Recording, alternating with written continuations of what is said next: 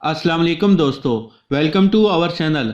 अगर आपका कभी चीन जाने का इत्तेफाक हुआ हो तो आप लोगों ने वहाँ सड़कों पर जालियों में कैद एक आदमी और औरत के मुजस्मे ज़रूर देखे होंगे। ये मुजस्मे गुज़िश्ता 8 सदियों से चीन में मुख्तलिफ मकामात पर सड़कों पर मौजूद हैं। लोग इन पर आकर थूकते हैं, इनकी डंडों से पिटाई करते हैं, इनके मुंह पर स्याही मलते हैं और बाज़ शरारती लोग तो इन मुजस्मों पर आकर पेशाब करने से भी बाज नहीं आते। ये दोनों मुजस्मे चीनी तारीख के हकीकी किरदार और आपस में मियाँ बीवी हैं। मियाँ का नाम किन हुई और बीवी का नाम लेडी वांग है। चीन के लोग इन शख्सियात से इतनी नफरत करते हैं कि इन्होंने गमो गुस्से के इजहार के लिए उगालदान या थूकदान का नाम किन हुई रख दिया है, ताकि आने वाली नस्लें ना सिर्फ इन गद्दारों को याद रखें बल्कि इनके नाम पर थूकें भी। आखिर इस आदमी का क्या गुनाह था जो ये और इसकी बीवी सदियों से इतनी सख्त सजा में मुब्तला हैं, और जब तक चीनी कौम का वजूद है ये इसी तरह जलीलो ख्वार होते रहेंगे। किन हुई नामी ये शख्स दरअसल चीनी तारीख का सबसे बड़ा धोखेबाज और गद्दार है, जिसने अपने थोड़े से मफाद के लिए पूरी कौम को गुलामी की भींट चढ़ा दिया। ये कहानी 11वीं सदी ईस्वी से शुरू होती है कि जब किन हुई नामी ये आदमी चीन के एक इंतहाई गरीब घराने में पैदा हुआ। ये पैदाइशी तौर पर ज़हीन और अक्लमंद था। जब ये जवान हुआ तो इसने रियासत की जानिब से होने वाले इम्तिहानात में शानदार कामयाबी हासिल की। इस कामयाबी की बदौलत किन हुई को चीन के शाही दरबार में एक आला तरीन नौकरी मिली। इस दौर में सोंग नामी खानदान चीन के अक्सर इलाकों पर हुकूमत करता था। ये नहायत काबिल और रहमदिल हुक्मरान थे, इसीलिए मुल्क का बच्चा बच्चा उनसे मोहब्बत करता था। लेकिन इन्हीं दिनों एक नया खतरा इस पुरअमन रियासत के सर पर मुंडरा रहा था, और ये जिन डायनेस्टी थी। ये चीन के शुमाली इलाकों पर एक वैशी और खाना बदोश रियासत थी। ये लोग जिस शहर और इलाके पर कब्जा करते वहाँ कत्लो गारत गिरी का बाजार गर्म करते, औरतों और बच्चों को गुलाम बना लेते। ये वैशी और कबायली लोग आहिस्ता आहिस्ता इतने ताकतवर हो गए कि उन्होंने चीन में कायम सोंग खानदान की हुकूमत पर हमले शुरू कर दिए।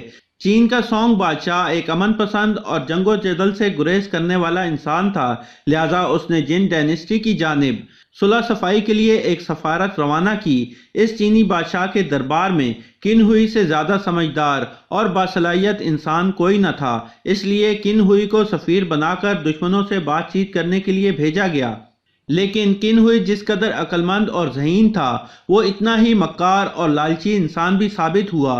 दुश्मनों की जानिब से दिए गए लालच के सबब किन हुई शाही सफ़ीर के बेस में दर पर्दा अपने ही मुल्क की खुफिया मालूमात इन तक पहुँचाता रहा। कुछ अरसा बाद इसी मालूमात के जरिए रियासत जिन की फौजों ने सोंग हुकूमत के दारुल खिलाफा पर शब खून मारा। शाही महल में लूट मार के साथ साथ ये लोग सोंग बादशाह ज़ाओजी के अहल खाना और तमाम बड़े उमरा और वज़रा को जानवरों की तरह हाँकते हुए अपनी रियासत ले गए। इन लोगों में किन हुई और इसकी फैमिली भी शामिल थी।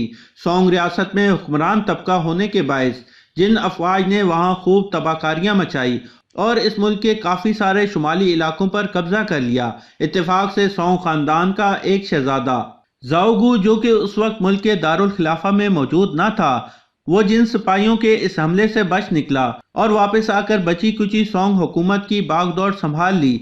चीन के लोग जिन डायनेस्टी से नफरत करते थे वो अपने बादशाह की मदद के लिए मैदान अमल में उतर आए। आम रियाया में नई फौज तश्कील देकर जिन हुकूमत के खिलाफ मुहिम्मात शुरू की गईं। इन मुहिम्मात के दौरान चीन की तारीख का सबसे काबिल जिक्र जर्नैल यू हुई सामने आया। इस जर्नैल ने सोंग हुकूमत में एक नई रूह फूंक दी और दुश्मनों से वो तमाम इलाके वापस लिए जो उन्होंने धोखे से गस्ब कर लिए थे।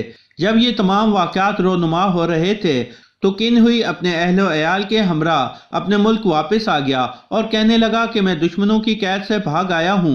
बहुत से उमरा ने इस बात पर यकीन न किया, क्योंकि वो अपने साथ अपने बीवी बच्चे भी लाया था।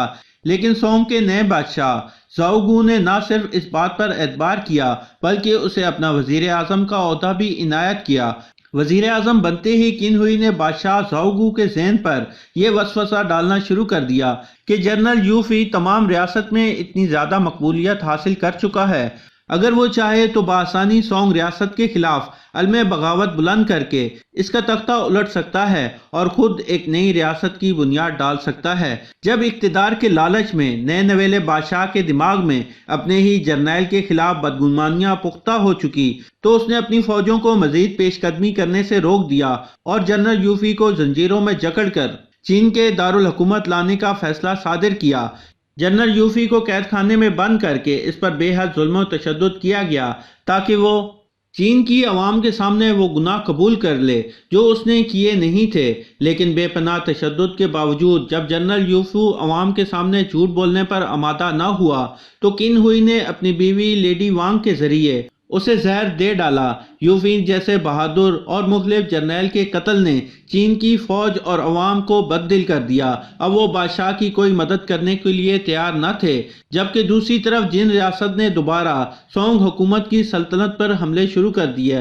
اب قن ہوئی نے چینی عوام پر ایک اور ظلم ڈھایا اور وہ یہ کہ اس نے دشمن ملک کے ساتھ ایک ایسا معاہدہ کیا جس کے تحت جنرل یوفی کی فتح کیے گئے تمام علاقے واپس جن ریاست کو سونپ دیے گئے۔ ہر سال ایک بھاری رقم بطور ٹیکس دینے کا وعدہ کیا گیا اور سونگ حکومت مکمل طور پر جن ڈائنیسٹی کے تسلط میں چلی گئی۔ اس معاہدے کی ایک شرط یہ بھی تھی کہ قن ہوئی کو وزیر اعظم کے عہدے سے اس وقت تک نہ ہٹایا جا سکتا تھا جب تک جن سلطنت کا بادشاہ اس کی اجازت نہ دے دے۔ قن ہوئی چین کے لالچی بادشاہ زاؤگو سے زیادہ طاقتور ہو گیا اور مرتے دم تک بچی کھچی سونگ ریاست پر حکومت کرتا رہا۔ لیکن چند دہائیوں بعد جب نہ تو قن ہوئی رہا اور نہ ہی جن ڈائنیسٹی، لیکن چین کی عوام میں جرنیل یوفی کی محبت اور قربانی کی مثال باقی رہی تو لوگوں نے جگہ جگہ اپنے ہونہار اور بہادر جرنیل کی یاد میں اس کے نام کے مندر تعمیر کیے اور جہاں یہ مندر قائم ہوئے اس کے باہر قن ہوئی اور اس کی بیوی کے مجسمے بھی تعمیر کیے جاتے جن پر لوگ صدیوں سے تھوک کر، کچرا پھینک کر، سیاہی مل کر اور انہیں مار پیٹ کر ان پر اپنا غصہ نکال رہے ہیں۔ قن ہوئی اور اس کی بیوی کے یہ مجسمے دور حاضر کے حکمرانوں کے لیے ایک واضح مثال ہیں کہ عوام پر ظلم و ستم کے ذریعے جتنی مرضی دولت اور ثروت حاصل کر لی جائے آخر میں انجام لعنت و ملامت ہی ہوتا ہے۔ آپ کو یہ ویڈیو کیسی لگی ہمیں کمنٹ باکس میں ضرور بتائیے گا اور ویڈیو کو لائک کرنا بالکل بھی مت بھولیے گا۔ اگر آپ ہماری ویڈیو پہلی بار دیکھ رہے ہیں تو ہمارے چینل کو سبسکرائب کر لیں۔ پیارے دوستو، کل پھر سے ایک نئی ویڈیو کے ساتھ ملیں گے، تب تک خوش رہیے گا اور اپنا خیال رکھیے گا۔ آپ نے جو ہمیں اپنا قیمتی وقت دیا اس کے لیے تہہ دل سے بہت بہت شکریہ۔